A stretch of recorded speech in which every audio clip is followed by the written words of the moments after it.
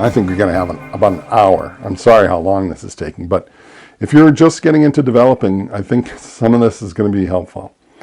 All right, the last thing, agitation. So we kind of skipped through agitation. Of course, it's really important, as I said, during the chemical processes to keep introducing new chemical, right?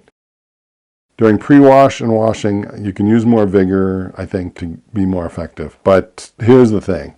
You know how loosely your film is in the reels or whatever holders you have for your film. Thinking of the waves of water in there and how vigorous those waves will be as you become more vigorous in your agitation. You can start like dislodging the film so that it's maybe going out against the wall of the tank, and then maybe if it goes all the way around, then another film is going on top of it, right? So now you got film on film, and that's always a disaster. So the gentleness of agitation, I think, is to prevent that. I think you can, if you do a lot of experimenting and figure out agitation schemes, like agitating more during the minute, or less during the minute, or less than every minute even. Using your gentle scheme, you can be playing with contrast. I read a little bit about that in preparing for this part of the video. Some people think they control the contrast during developing by how often and maybe how vigorously they agitate. I'm not going to be doing that. I just don't see, maybe I'll want to do a little of that. Just really can't see myself wanting to do that, actually.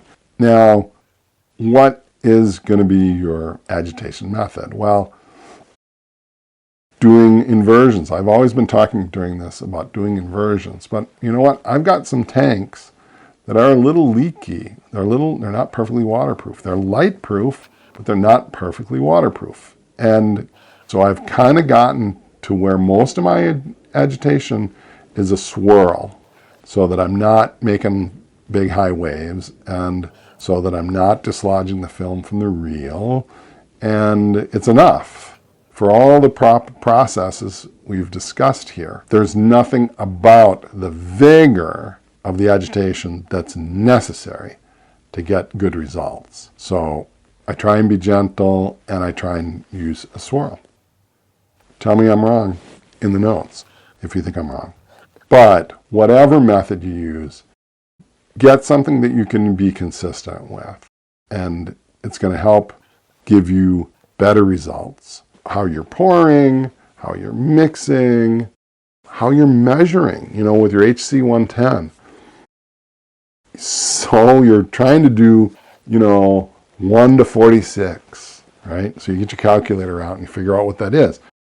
Don't sweat whether or not, I'm using a hypo, a little, baby, not like for drugs, but like for medicine. Hypo to measure, or a little 10 milliliter graduated cylinder. I'm probably usually a little off. I just try and be off the same direction every time, so that I'm always undershooting by 5 milliliters rather than, or it's probably more like 1 milliliter, rather than doing it 2 over, 2 under, 2 over, 2 under, and I can never figure out what's going wrong because I've not been consistent. Don't sweat your process, just be consistent. You'll start getting results that you love. You'll start getting results that make you happy. If they don't, try and only change one thing at a time. That's why it's important to try and narrow down to a process that respects, whether it's a physical process you're at, whether it's a chemical process you're in,